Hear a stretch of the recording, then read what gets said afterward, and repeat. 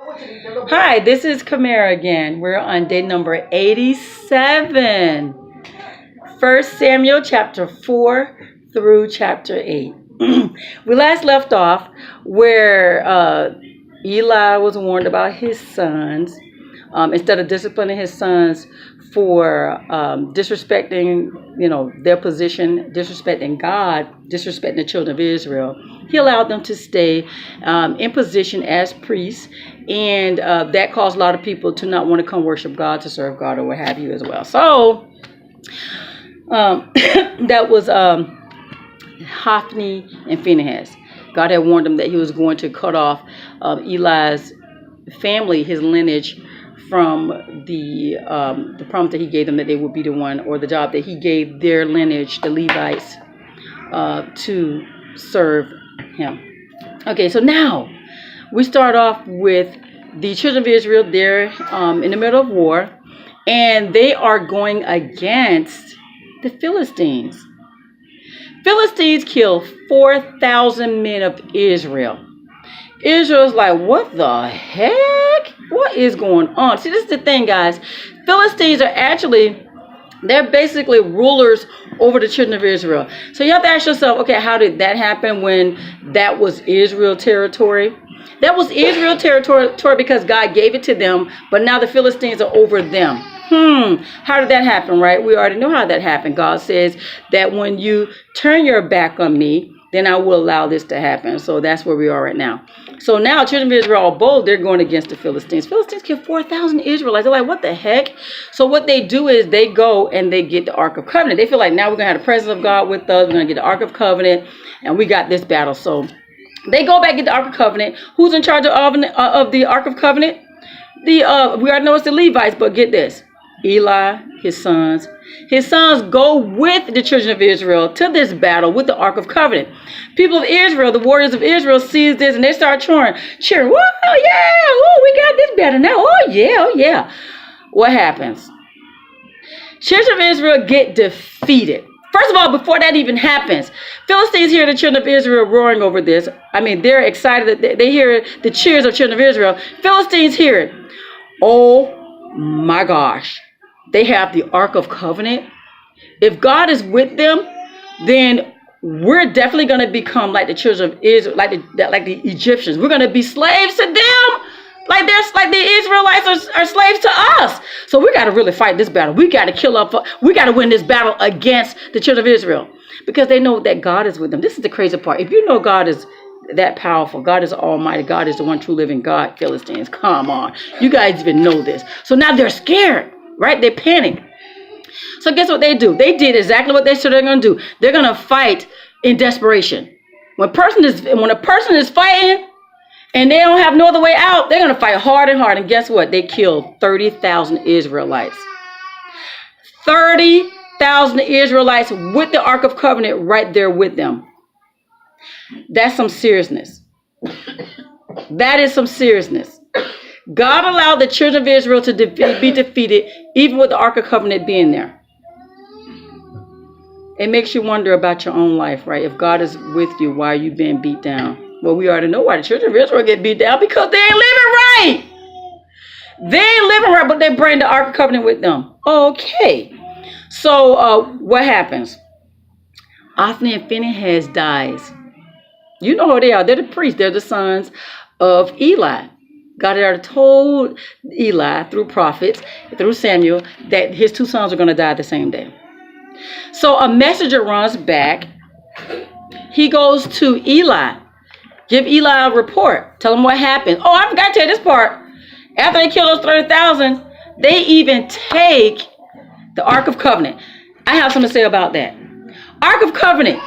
You can't even touch the Ark of Covenant if you're not a Levite. You touch the Ark of Covenant, you're going to die. If you get too close to the Ark of Covenant, you're going to die. Children of the Philistines, take the Ark of Covenant. All right, so this messenger runs to Eli, tells him what had happened. Your sons are dead. But this is what the scripture says. Eli was more concerned about the Ark of Covenant. Dude, why are you fearful of the Ark of Covenant? The safety of the Ark of Covenant. if God is in that thing, is in the Ark of Covenant, why are you concerned about the Ark of Covenant? God can take care of himself, then you can take care of you. Then you can take care of it. Why are you concerned? But get this. When he found out the Ark of Covenant was taken as well, he falls, break his neck and die. 98 years old, fat. So when he fell, he broke his neck. Remember, God said he's going to cut off Eli and his sons, and he's going to cut their lineage off from being priests. Yeah, Eli and his sons died the same day. One of his sons are in labor. I think it's Hophni's wife is in labor. She finds out her father-in-law is dead, her husband's dead, Ark of Covenant is gone. And she travails in her labor, and she gives up on life basically. And, the nurse was like, listen, you have a male child. You're good. So she's like, she couldn't take it. She dies. Named the baby Ichabod. But she dies. Baby lives. So get this, guys. Now we see what happened to Eli, what happens to his thing and all that. But God did say something great and terrible is going to happen to the children of Israel, something they'd never seen before. One of the things with the Ark of the Covenant is going to be taken. The priest and his sons die in one day. Okay? Children of Israel get stomped to the ground. Okay? Philistines. Oh, they're so happy. They got the Ark of the... Oh, we're the job now. We got their God, God's thing. The same God who defeated Egypt. We got his property. So they take the Ark of Covenant inside their temple. The temple of Dagon. Their God's temple. They took the Ark of Covenant in their God's temple. Such disrespect. So what happens? When they wake up the next morning to go check on, I don't know if they want to go worship their God or just go and actually see again that they actually have the Ark of God with them. They see that their God has fallen face down. So, of course, they lift it back up. Next day, they go back in there. Okay, they need to understand. They're playing with God, right? This is what happens. Not only is their Dagon God is face down, but his head is severed and his arms are severed. The only thing is there's just the base. And that base is in the in the doorway. I'm like, oh my gosh, they don't get it. So I guess they get it because guess what else happens? Tumors. There was a plague, and the plague, I guess people died and there were tumors. So then they want that out of their vicinity. So they gathered together, and then they said, we need to find a place for this thing to go. So what they do is they send it to Gath. They send the Ark of Covenant to Gath, and at Gath, same thing, tumors, death. That's the type of plague that they're getting. What get me though, guys, is I love the fact that number one, the Philistines knew that it was God, that God existed. They knew he was real. Number two is even when God is the God of everyone. He's the God of this earth. He's the God of the universe. That means that the same rules that apply to the children of Israel applies to you. Have no other God beside me, before me. Okay, so the children of Israel were not capable of fighting and defeating because they were dirty.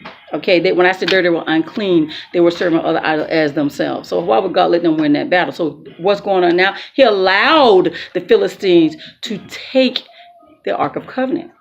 And so what is he doing while he's there? He's actually causing death in their area, sickness in their area, tumors in their area. So he's doing the battle himself. He's fighting them himself, okay? And so you have, Gath, all the rulers, did I already say that before with the other people? But I think it's at this point that the Philistines, the different rulers of the areas of Philistines, they gather together and they say, okay, where are we going to send this? They send it to Ekron. Ekron is a different place. Ekron is like heads to the no. I saw what happened. Gath, the people of Gath has been dying. They have tumors and garbage. No, we're not having your problems. Don't bring that here. But this is the thing though, while it was there, the little bit of time that it was there, death and tumors were still happening even there in Gath. That's in Ekron. Okay? So then they're like, oh no, we need to send this out here. This needs to go. So you get this, they get a little wise. We just send this thing back to the children of Israel. We don't need these problems. So what they did was, And this is, again, the crazy part about it is only the Levites, certain Levites can touch the Ark of Covenant, and you couldn't come that close. So I don't even know how they even took it. So that goes to show that God allowed them to take it, because if you touch it, you're going to die if you're not a Levite priest, right? So what they said, they were very careful about how they did. This is the crazy, but how did they know what to do, right? They said, okay, when we send back this ark, we're going to send back offerings. We're going to send back gold. We're going to send back guilt offerings and stuff. How do you know this, Philistines? Y'all know y'all wrong. Y'all know God is real. Y'all know He the truth. So they create these golden rats, golden tumor for each one of the rulers that ruled over the Philistines. So you're talking about like 5 tumors. And they said, okay, we got to get this type of lamb. We got to send this offering correctly. They built a brand new cart, right? And they placed the Ark of Covenant along with the special offerings on this cart. And this is what they say. If the cows just wander off, then we know that it was just a tumor just happened to happen. The sickness just happened to happen. It has nothing to do with God. But if this cart with these cows go directly to Israel country, their territory, we know that had to be God. You see God at work here? You see how He's at work? He even given them an opportunity to believe that He is who He is. What happens with the cart? No leader, just the cows.